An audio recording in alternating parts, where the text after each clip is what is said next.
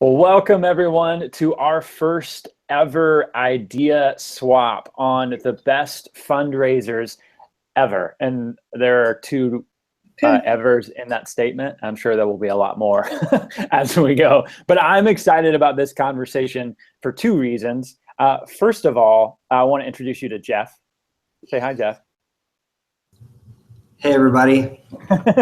So Jeff is the guy that if you email us, if you chat with us online, or if you call us, you're most likely going to talk to Jeff. And he was telling me a couple of weeks ago that a ton of youth workers from across the US, lots of different denominations and ministry settings, were all asking about fundraising ideas. So if that's you today, if you're looking for successful fundraising ideas for your ministry, then this idea swap specifically is for you. And the second thing that I'm really excited about is kind of one of my favorite parts of the job that I get to do, which is I get to have conversations with crazy smart youth workers from all around the country. So I reached out to a group of our YS blog authors and key relationships in youth ministry to see if they wanted to share their most successful fundraising ideas with you and to support you in this. And y'all, so many of them responded wanting to be involved because they love youth workers just as much as we do, that we didn't have room for all of them. But today we've got a group of youth workers who span small church settings to large church settings, ready to share their experiences and their wisdom, all because they love youth workers and they want to help youth workers be successful in the commonwealth of God, right? So before we officially get into the idea swap, let's go around this virtual room just for a quick 1-minute introduction so y'all can get to know the voices in this room. And Becky, if you'll kick us off just with that quick 1-minute intro, where you're at geographically in the US and a little bit about your ministry.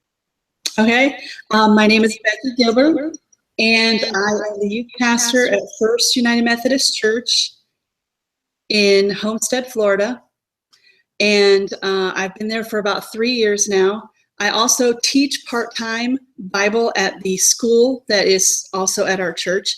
And we are located in South Florida, so we have a very diverse group of people in our church as well as in our school. My name is Ben Kearns. I'm a youth worker out here in Northern California. I work at Marin Covenant Church, and I have been serving here for about 12 years. And I love raising money. I just think it's the best part of youth ministry. Hey there, I'm Brian Lees. I'm the Director of Youth Ministry at Hope Presbyterian Church. We are in Fredericksburg, Virginia, and I've been at the church for about 1.5 years now. We've got a pretty decent-sized crew of kids, probably about 30 to 50 in the middle school and high school range. And, you know, fundraising is what we do. We want to be able to offer new students the opportunity to have a first trip for free on us. We want to discount retreats, and so I'm excited to share those thoughts with you all today.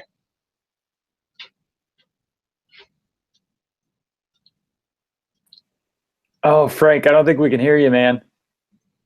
Oh, no. You look really good, though. I tell you what, you move your mouth. I'll just add. Oh, man. Well, I'll tell you a little bit about Frank while he's working on that. So Frank works at Sky Ranch, and he's also one of our core YS blog authors. And so he connects youth workers all over the country to their camp locations for retreats, all that stuff. And so when you think about fundraising, it's usually tied to the types of stuff that he works on and that he offers youth ministry. So he has tons of insight, not only personally on what he's done in his own ministries in churches, but how he has helped walk youth workers through how to pay for events at their spaces. Is that an okay job, Frank? Did I get this working? Yeah. Yes. Yes. And you did a much better job introing me. So thank you, Jacob. Anything I missed? That's great. Okay. Jeff, go for it, man. Hey, well, Jacob also introed me and he did a great job. So I am the ministry resource consultant here at Youth Specialties. So many of you guys have had conversations with me, had questions, or needed to register for one of our events. I was the guy that you most likely talked to.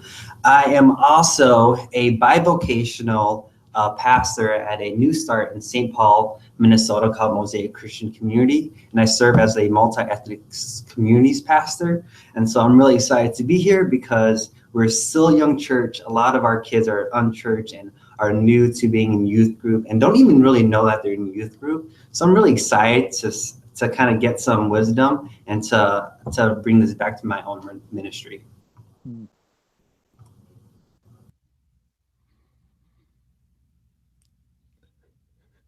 I think it's my turn now. All right.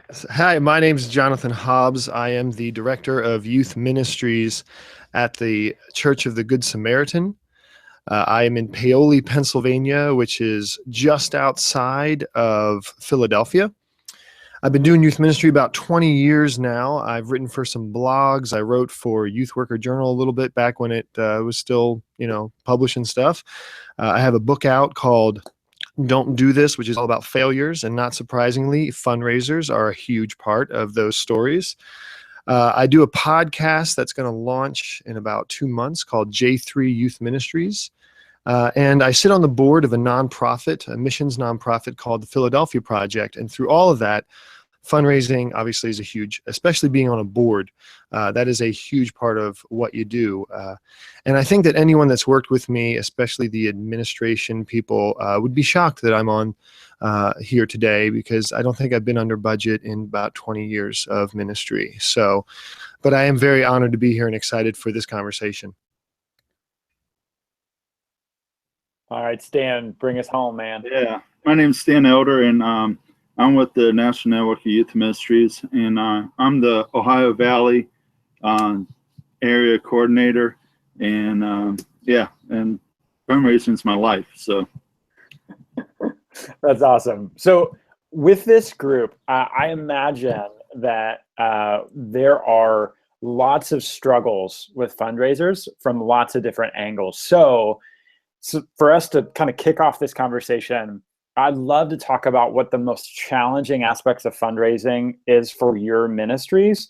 And so we'll just kind of open it up. So share, where do you struggle the most? What sort of constraints do you have to operate in within your fundraising ideas? And how does that inform the fundraisers that you actually do for your ministry? So sound good? Who wants to lead us off?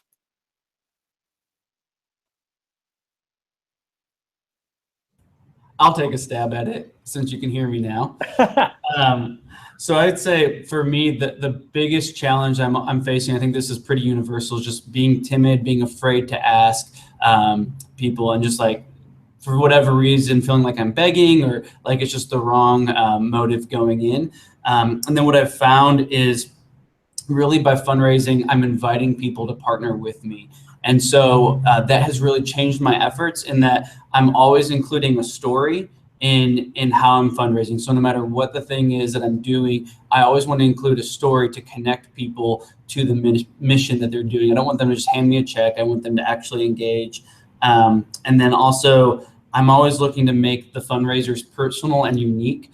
The best one I've ever seen was a girl who was just really into art. And so she went ahead and just painted just personal paintings for people as a fundraiser. And then she also did headshots, like professional headshots for anyone who wanted to give. And so you got like a great LinkedIn profile picture, and you also gave to the fundraiser. So she was using her own personal talents to find unique ways to raise money. I think the biggest challenge in raising money, there you go. I think the biggest challenge for doing fundraisers is simply that we just didn't get into this to raise money. Most youth workers love kids and want to help them know Jesus and want to put together a great program and build some great relationships. And so all the administrative tasks and all the selling, trying to sell the ministry and raise money is just a challenge. And I totally agree with what Frank said. I think it's the timid, having such timidity and doing that. And I think it's a hard transition to go from, oh, I have to raise money and it's a hard ask, to really invite people into ministry. Some of my friends who raise money for nonprofits or parachurch ministries, I think they have such sweet language about inviting people to partnership and to be an investment in these students' lives. And so I think having to get over that, and really having to build great relationships with your lead pastor and your board, because whenever you raise money, everyone's worried that you're taking money from other budgets and you have to share platform time. And so it takes a lot of planning and strategy to make sure you get plenty of on-ramp to do all that, which for people like me who just want to be out there doing ministry, that feels like a waste of time. And so having to navigate that well is a really big challenge.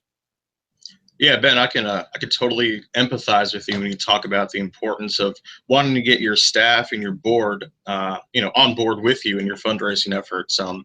In our church in particular, we go through the finance committee, and they have to approve every sort of fundraiser that we do. And so for somebody that wants to be out there actually doing ministry hands-on, it can be frustrating at times to work well with the other people in the church that are on your team.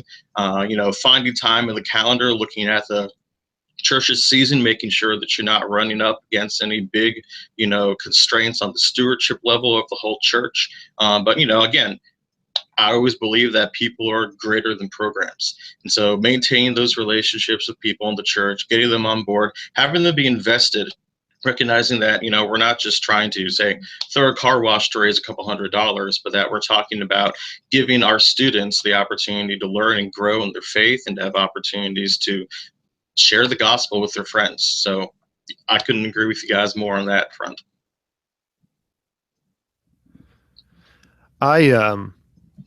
I would just add to that. I love everything that everyone said so far and completely agree with it. One of the things that we've found is just that we don't want to overdo fundraisers either, right? That's one of the biggest problems we can find ourselves in. I grew up at a church, and I love that church so much, but they got to the point where they were more known for their fundraisers than for their ministry. And that's just such a trap as well. It's like, financially speaking, they were going gangbusters, but ministry-wise, they were known for their barbecue chicken and their et cetera, and the rummage sale and whatnot. And so I think it's also really important to say, and instead of doing 12 fundraisers, one a month, do 6 or do 3 that are actually worth doing. And this is something I'll talk about more later, I hope, is do a fundraiser that's sort of disguised as something else, because that actually is a much more effective way of doing it. You can almost do a retreat as a fundraiser. You can do events as fundraisers, but you focus on the event aspect of it and not the fundraising aspect of it. But I hope that's helpful.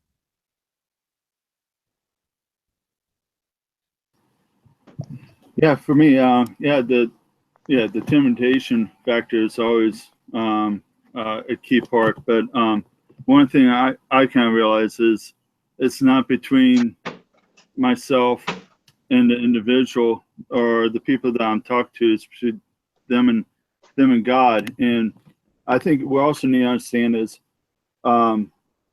maybe God has something different for that person to give to.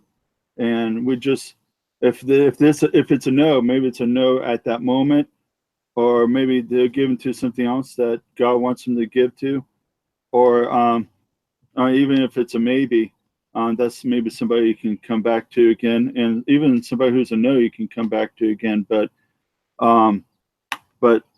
I think we need to not hang our hat on what we say and how we say it, but hang our hat on, okay, we need to allow God to intervene even in some of our fundraising opportunities, that God's going to speak to that individual as well. And so that's what I have seen has happened to me, where, you know what, I didn't think that person's going to give, and they gave a lot because God has already kind of intervened in their hearts. So you just don't know what could happen. That's awesome, Stan. That's a great reminder, and a great sort of like thread, I think, that runs through what everybody's already said. In my mind, I keep I keep going back to this idea from Simon Sinek that was really informative for me in lots of ways for ministry. It's the golden circle idea, the idea that people don't buy what you do, they buy why you do it. And gosh, if that's like not the message about like the best way to communicate for the church, I don't know what it is. Like if there's nothing stronger than the communicating the power and ability of the gospel to change people's lives, like I don't know any other why that carries that much weight, right? And so for us to just offer people an opportunity to join us in that, and to not shy away from asking them or giving them an opportunity because we're afraid of what they might think, but just let them say no if they're going to say no, right? Like don't say no for them. So let's jump into some practical fundraisers then. What is your go-to fundraiser for youth ministry? And how did it become so good? Like, how did you fine tune it to where it works in the best way for your ministries? Anybody can jump in.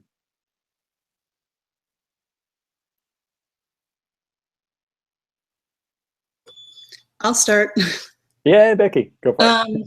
So our biggest fundraiser, I actually have two, because one is from the church. That's our youth fundraiser, and it is a Christmas tree lot, and we sell Christmas trees. They've been doing it at this church for like 25 years, so I've just come in on the tail end of that. But one of the things that they did at the beginning was ask the question, what are things that the community would like to see that we don't readily have? So in Homestead, we don't have Christmas trees. We have lots of palm trees, but not a lot of Christmas tree farms or Christmas trees.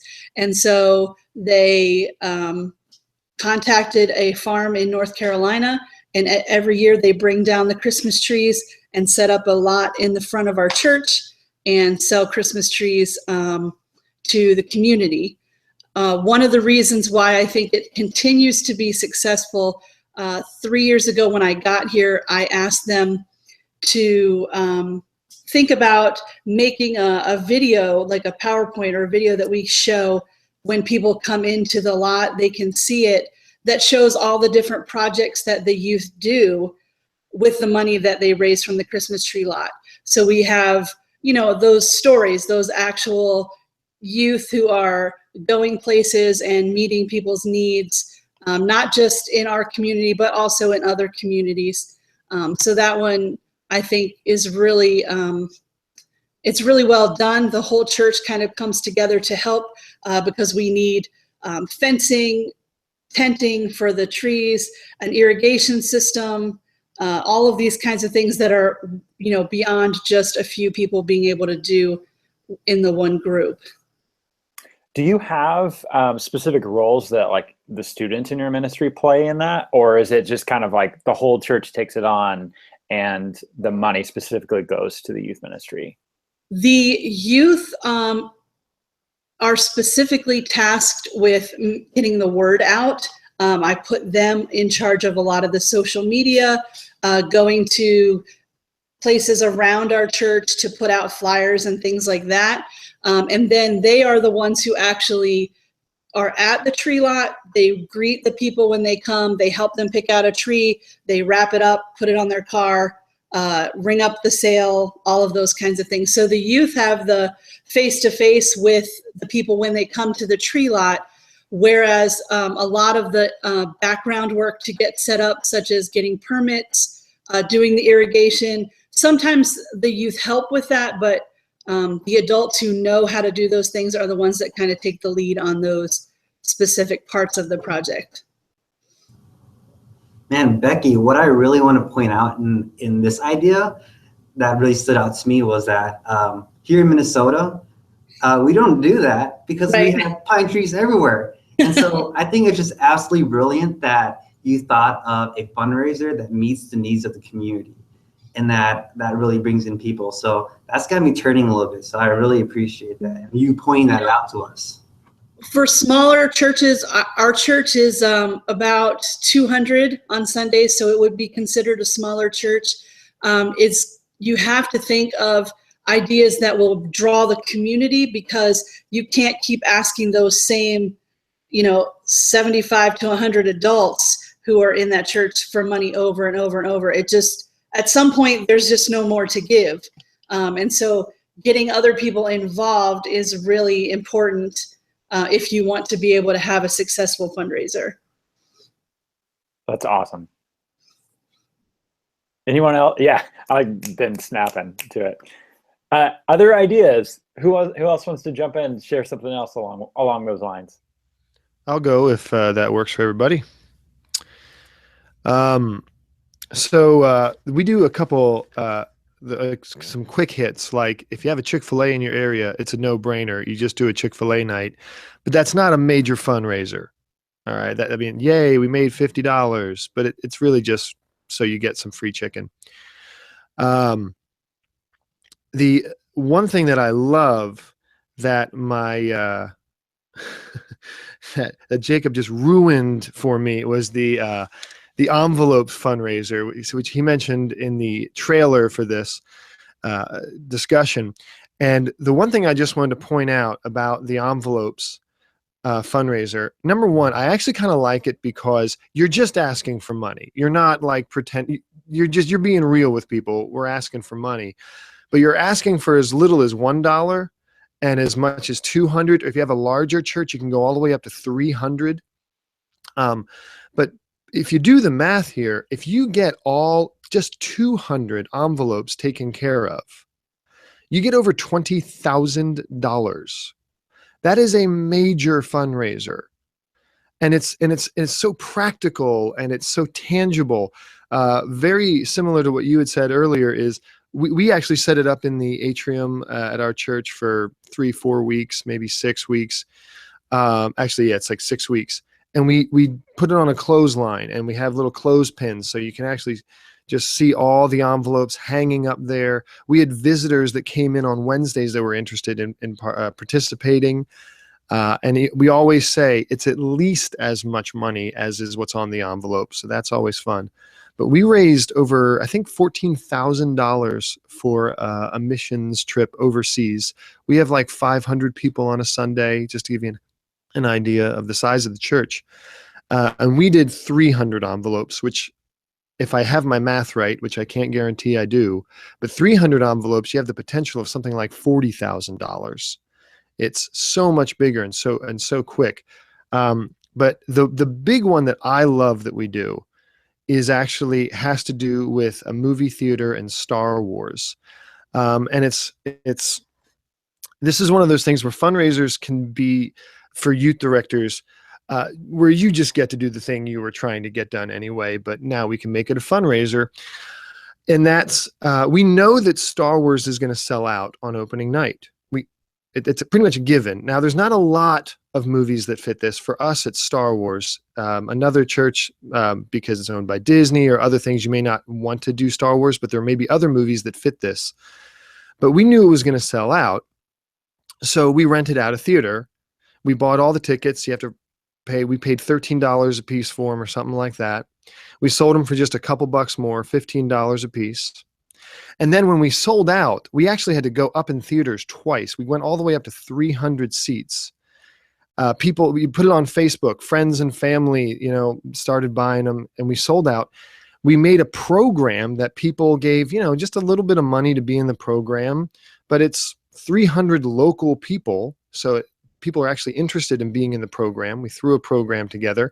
And then I called a local realtor and I said, hey, I'm going to have 300 people in a room. Would you buy everybody popcorn? And they did. They actually gave us another $700 or something.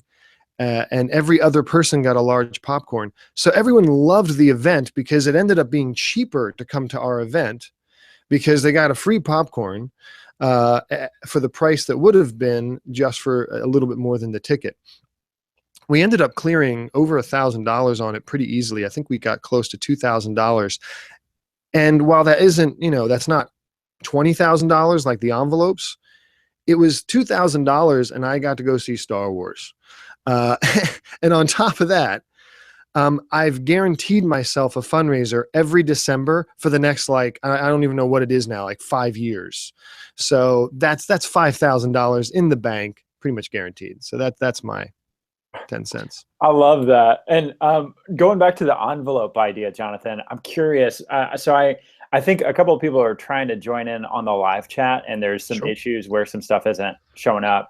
But Brian Abbey texted me, and he said that he was wondering if you saw any issues that were similar to what they saw with the envelope idea, where they drew in a lot of money. I think he said somewhere around $8,500 for a church of 400, but they also saw a dip in giving, like to the overall church. Did you see that same sort of dip, or is there a did you spread that sort of fundraiser out so that it didn't quite affect that? Or just curious. There wasn't a marked dip in giving that we knew about. It was actually, I can say that it was a year that we were having a bad giving year anyway. So the two might have been related. No one officially said so, that they that they gave to us instead of tithing and that sort of a thing. But it was actually, that was a low giving year for our church. We had to readjust budgets. Don't tell my church now that might have been due to the envelopes. Keep that. If we can keep that on YouTube. We'll see if we can edit that section out later. Thanks. The next thing that I'd love for, if anyone, when you're sharing your ideas, could help us sort of envision the difference between if you have had to raise money for like your overall ministry budget, or if the money you've raised has also gone to your salary or like personal staff, that sort of stuff. So if any of y'all have sort of walked that line and want to share as you're sharing your ideas, feel free to. I'm getting some more text from folks who are having these types of questions. So, all right, who wants to go next?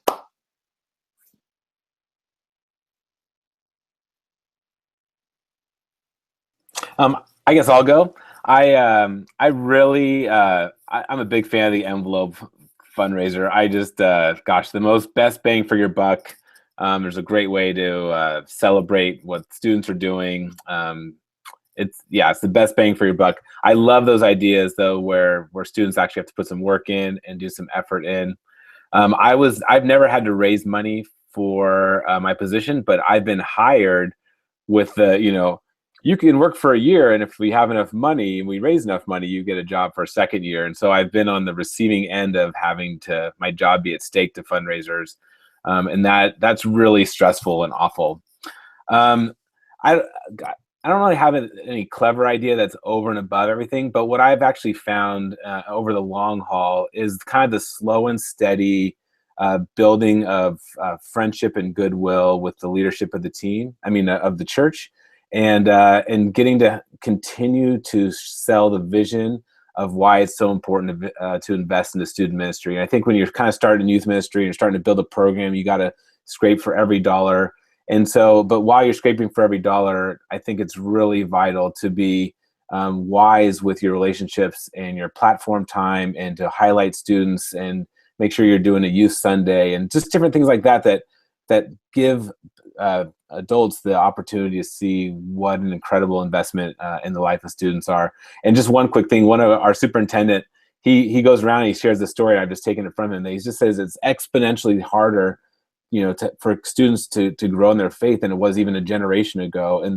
And as it's getting harder and harder, churches are getting stingier and stingier with their money, and they need to kind of be reminded that this next generation, if the church isn't going to invest in them, then nobody is. And so there just needs to be that kind of strategy that goes along with our individual ideas that we need as well. That's a great reminder, Ben. And another question that we're getting in that I got in from the live chat is basically about like how do you inspire students to really be passionate and an active part of the fundraising as well. Garrett Martin posted in the live chat that they do every year at spaghetti dinners and a homemade apple pie fundraiser, which sounds delicious right now. But their students help out and they have fun, he says, but the struggle is getting them to actually like want to sell the items and to actually sell them. So if any of y'all have other fundraisers kind of along those lines that y'all want to speak into about how you inspire students to be a part of it as well and really own it, I'd love if y'all could speak to that as well. I can jump in here. I was going to say the spaghetti dinner is a great idea. That was on my list. I've seen that go over super well, and you get the whole church engaged in that. And so that's always a great event. The other thing I've seen that really gets student involvement is with t-shirt sales. And so if you call around and you make the right connections, you can get those pretty cheap. I've gotten them as low as $5, and then you can sell them for up to $30. So that's a $25 net per shirt.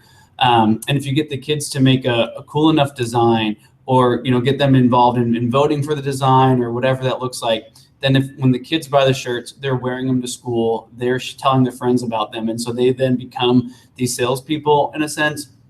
And then also the sales tend to go well because if you're not wearing a shirt, it's kind of obvious, and so you kind of get people maybe to donate for the wrong reasons, but they're also getting a cool shirt as a result, and then they get to be a part of, hey, I'm wearing this because I gave. And so, yeah, I've just seen that go over really well.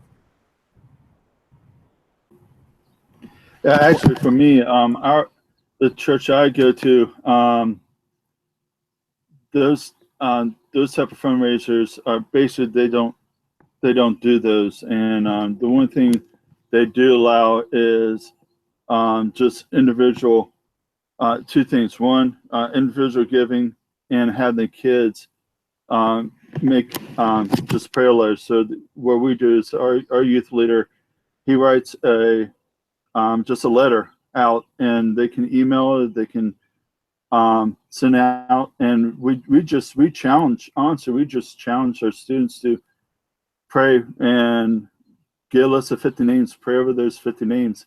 And my son's been on 3 missions trips, going on his 3rd missions trip, and he's always been funded for those missions trips. And what it does is 2 things. One, it goes beyond just the bounds of the church. You get aunts, uncles, you get like my son got my dad's business partner given to him, and so you get beyond that. The other thing it does is it pushes the kids to think, okay, I need to allow God to speak even to the finances of this trip, and allow him to see what can happen through that. In that, there's a couple things that the teens and yourself need to do. One is continually to thank them whenever they give. Make sure we buy a stack from the dollar store. Thank you, just blank cards. Have the kids write them out and send them a thank you card. We make sure that they do that so that the people will get that. The other thing is they write a thank you letter just after the trip is done. A thank you letter saying, hey, here's what happened at the trip. Here's what God did on this missions trip, or whatever the trip is. Here's what happened, and send to the people. Continue to thank you is always or get another most of the time gets another response back to that person. So thank you is always important. One other thing I will also mention is always be informative of where your goals are at, where you're at, and where your goals are at, because you never know. There might be somebody saying, no, I'm waiting for you to hit this mark, and I'll pay the rest of the way. I have had that happen. I've been in youth ministry for about 25 years now. I have seen that happen a number of times where here's my goal. We're about close to that goal, and somebody paid the $1,000 that I needed for the rest of the trip. You just don't know what can happen. And I think somebody said, have goodwill with the people around you. That's very, very important, because you just never know. Just say, hey, just talk to them, and if somebody talks to you about the trip, say, hey, yeah, here's where we are, and those people who really trust you, those are the people who are going to give, especially towards the end. So. Yeah, and if I could just jump in, I think we're having a conversation really around a philosophy of how do we actually fundraise.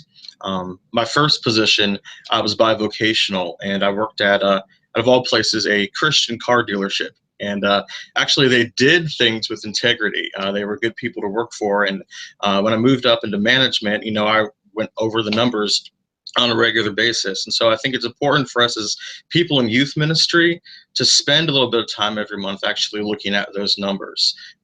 We are blessed in the sense that our congregation is very giving and supportive of encouraging our young people to participate in summer camps and mission trips and things like that. And so I know that I can count on probably about $1,000 or so coming in just from people's kindness, generosity, and donations.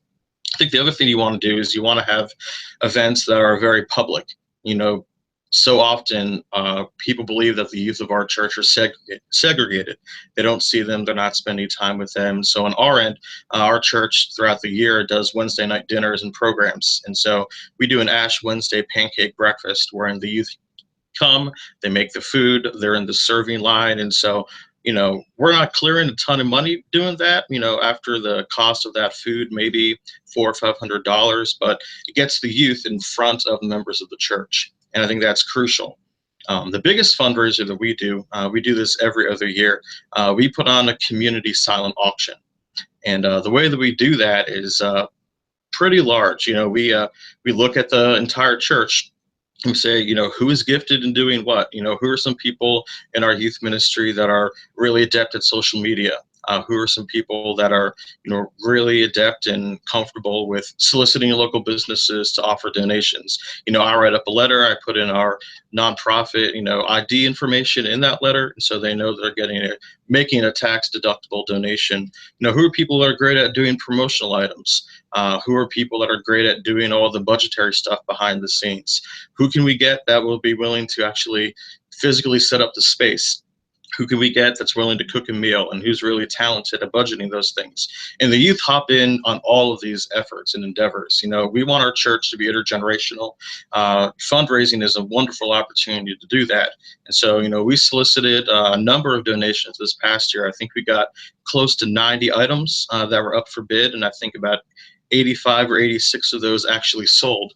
And I happen to have one here with me still because the person hasn't come and picked it up yet. This is a signed hockey puck. It is signed by a member of the Capitals here because we're outside of DC. And, the point of doing all of that stuff ultimately, I think, is to be engaging people outside of our community as well. Forming relationships. We had a family that visited the church because of the auction, and they've been coming more regularly now. So it's really been a blessing for us. And, we were able to clear $5,400 from that silent auction. So that was a blessing to us, and everybody's been talking about doing the envelope wall. And we do that too. We do that on the off year. And so, we're trying to bank around $5,000 per year.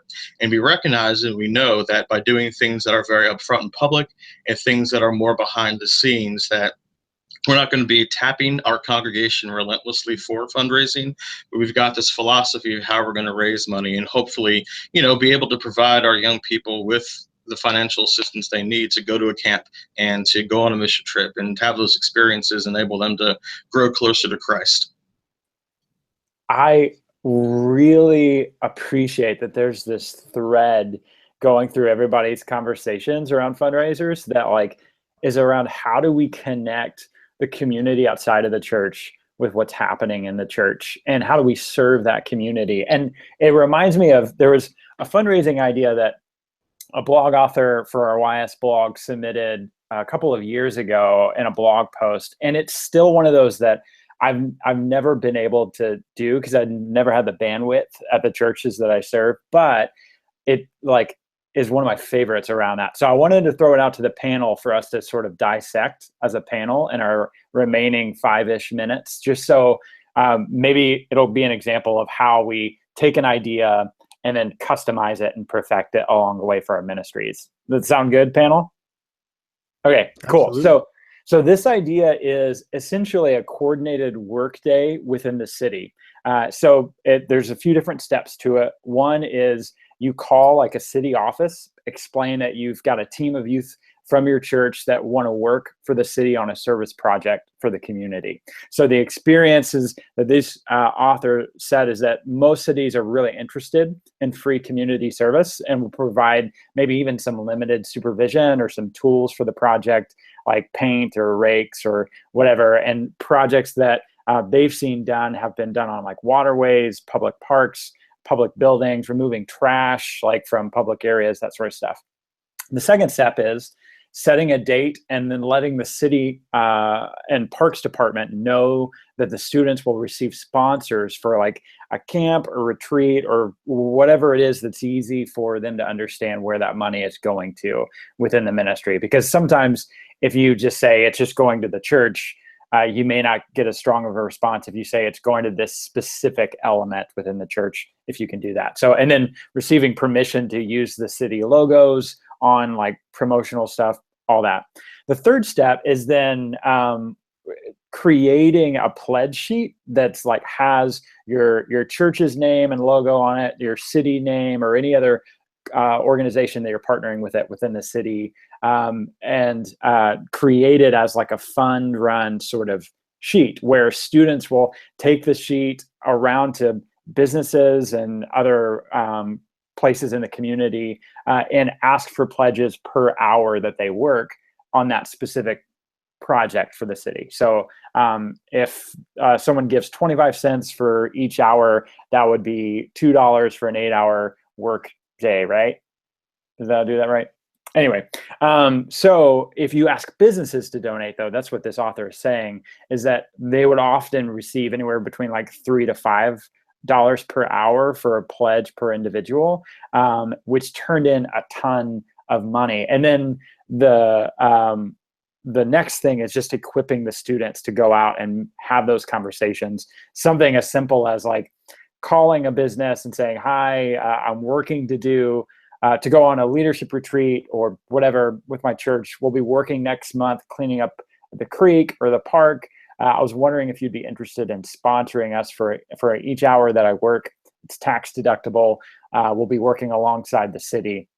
And the big success that they saw is anytime they mentioned that we're working with the city to do this, that it's almost like, oh, okay, even if I don't go to church or whatever, like, okay, I want to better this place or help with this park.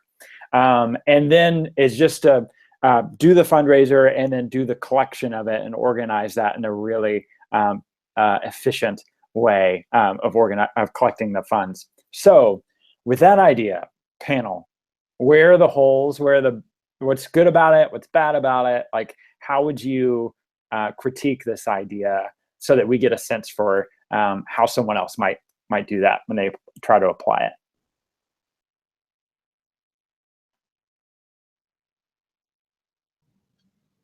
Yeah. I guess I'll go. I think you really need to get the church on board with such a community-related outreach endeavor.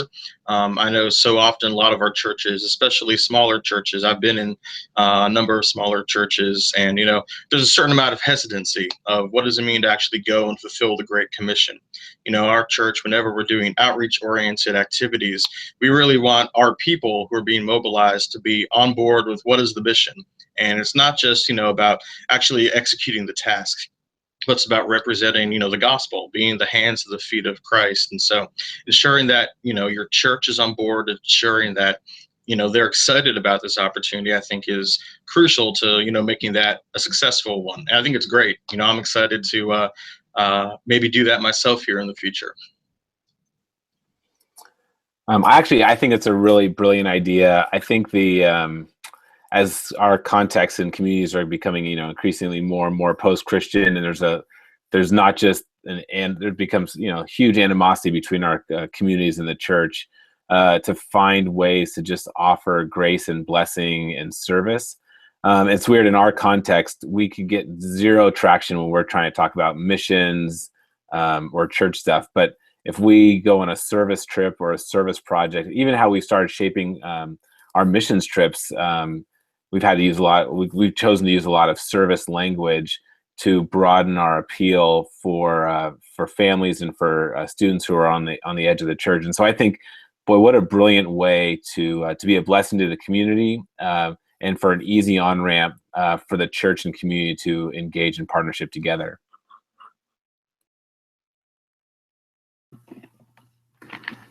Yeah, my thing would be, I would make sure that the vision is clear when the students are speaking to individuals. I would even probably have an adult with them.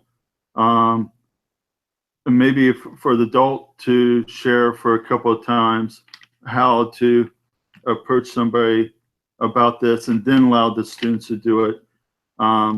Because if you don't have a clear vision, it's going to fall flat on your face. So I think you really make sure that the vision's clear and that the students can clearly share that vision of what they want to do.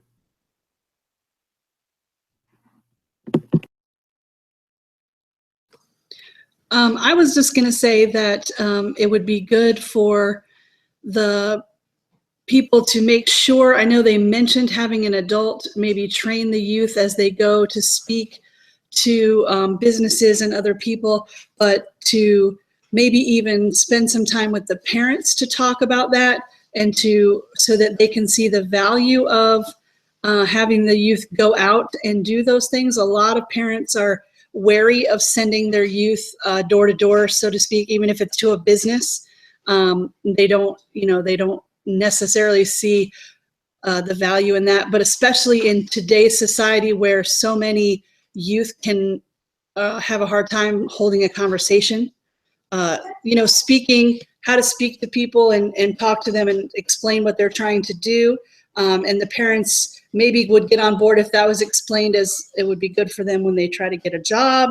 Just kind of to put that in a perspective that they would see more value in it. It's sad if they don't see the value in just the fundraising and the community building, but sometimes that's true. Sometimes they don't really see beyond that. So that would just be what I would add to that.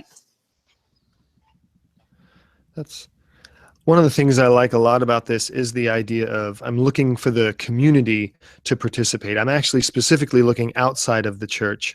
And I think more and more events we do, and especially fundraisers we do, needs to do more of that. Someone mentioned early on about like we're afraid to ask, or we're very hesitant to ask. I think a few people mentioned that. One thing that it never occurred to me until just a few years ago, that there's organizations that our churches already work with, companies that our churches work with, that have budgets to give to their vendors, or for lack of a better term, a good example of this. What's your church's insurance broker, your health insurance broker? They will almost always sponsor a golf tournament or something like that. Not the legislation insurance. There's no such thing as that. But yeah, liability, the liability insurance of your church. Whoever the broker is has PR, fundraising, that kind of stuff. So those are people that will drop $1,000 normally, or $500 toward a fundraiser, toward a church that they're insuring. So you really don't need to be afraid. And even like the local 7-Eleven, do you guys even have those around the country? I'm not sure if that's a national thing or not, but the local convenience stores, they have $50 and here and there. I think that you shouldn't be afraid to go and ask in those ways, even if you don't. And I'll just say this and I'll be done. The sponsor per kid thing I don't always love that. I don't always love the, hey, we're going to do 12 windshields. I don't know, whatever. We're going to sponsor me per car or whatever it is. But you can actually just say, we're going to do a community outreach event. Would you like to be one of the sponsors? We're going to do a community cleanup. Would you like to be one of the sponsors of our community cleanup? And then so it doesn't even have to necessarily be a per kid sponsorship as much as just an event sponsorship. Either way, the end goal is succeeded. So. Yeah, that's a great reminder, Jonathan. Jeff, so right before we sign off, man, I'm wondering, since you're the one that most people interact with when they call in with a question, what question have we not thought to ask that would be good for us to address in the final minute? I think one thing that I'm more curious about, and I think new youth leaders will be also curious about, is how long did it take for you to get good at fundraising? Because I'm sure that your first time that you guys fundraised probably didn't go so well. I mean, I remember my first car wash. I spent more time washing the cars than anybody else. So just talk about that, about your experience, and like how long did it take, and what steps did you take in order to get really good at this? I can go take a stab at that. For a longest time, I thought, I think some of you guys have thought it's like I'm begging for money. This is now I was made to do. I was made to be do ministry, and when I realized that this could be an extension of that individual's ministry, they may not be able to go on a mission trip or work with students at a retreat, but they can at least be able to give this, and this can be an extension to their ministry. And looking at it as, no, this could be a blessing to them. I'm maybe not asking them. It's taken away from that blessing. And I think we need to look at it. I think we get maybe the wrong glasses on. We need to look at it as this is maybe an opportunity where God can use that individual in a powerful way. And that's when how I fundraise has changed.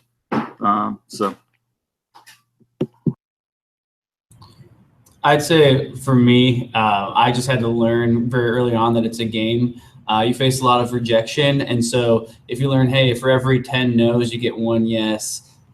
You just are like, hey, like I'm fine engaging with people and doing that and making those asks. And so I think that was, I guess, an early on thing I learned. And as soon as I learned that, things got a lot easier. Yeah, I also think it's important to leverage the resources you have in your church. We've already talked about that a bit, but I'm really blessed because I have a youth ministry elder, and she and I meet once a week. And so she had a lot of connections that I didn't know, people in the church that I hadn't met yet. And so, not being afraid to ask people who are already on your side, people that are veteran volunteers in your youth ministry for a helping hand can really go a long way.